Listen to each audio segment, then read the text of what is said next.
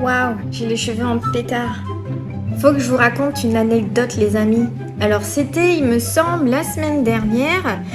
J'ai eu envie de vider ma poubelle jaune. Comme ça faisait tellement longtemps que je ne l'avais pas utilisée, je me suis dit, eh bien, je pense que c'est le moment de la vider pour voilà, libérer les énergies des poubelles.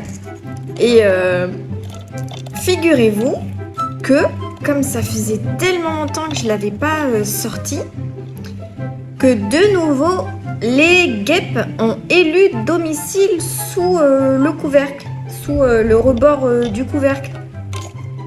Donc je m'étais fait avoir une fois où voilà, j'avais pris la poubelle et j'avais pas fait attention et j'avais mis mon doigt en bout sous le nid de guêpe.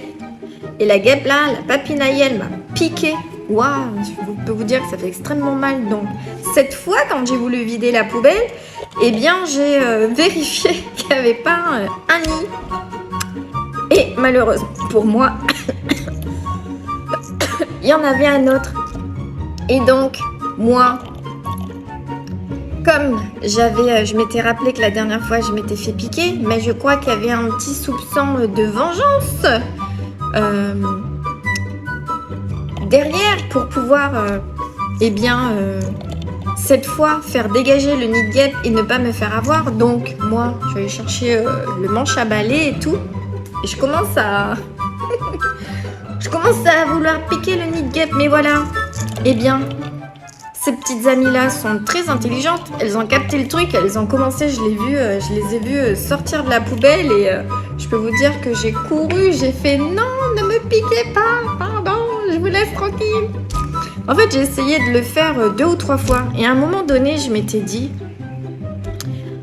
quelques jours plus tard, je m'étais dit non, mais allô quoi, faut vraiment que je vide la poubelle. Puis j'étais en train de me dire, sinon je vais mettre les poubelles là-haut et puis voilà, avec le nid en dessous de la poubelle, en dessous du couvercle. Puis je me suis dit, non, salaud quand même, je vais pas faire ça au gars après, à la personne qui va récupérer la poubelle, elle va se faire piquer. Donc, j'ai pensé aux guêpes et je leur ai adressé la parole comme si je leur parlais.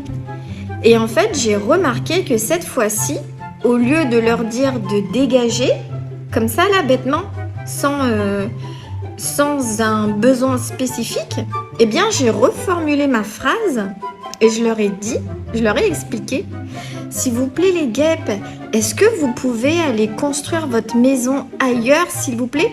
Parce que là, moi j'ai besoin de la poubelle, elle est pleine, il faut que je la vide.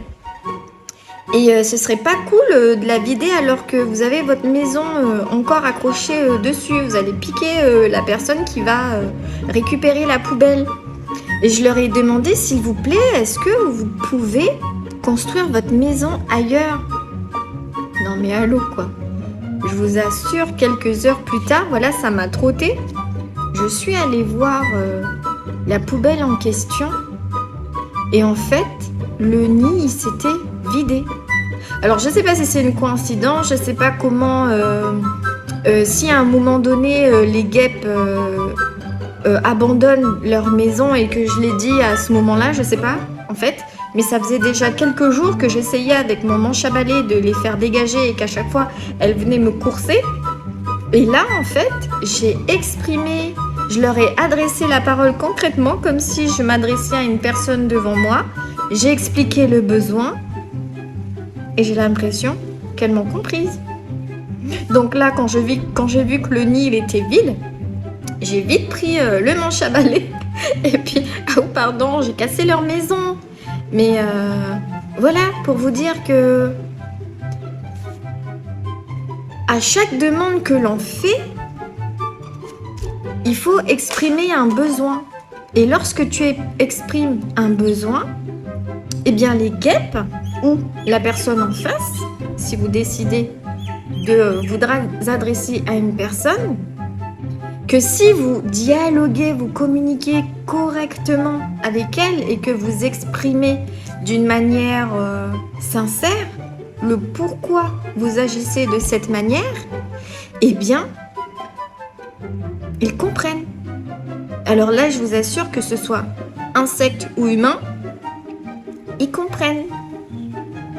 Et je vais vous raconter aussi une autre anecdote, mais cette fois avec un arbre. Et cette fois, c'est pas moi, c'est le chéri qui a parlé à un arbre.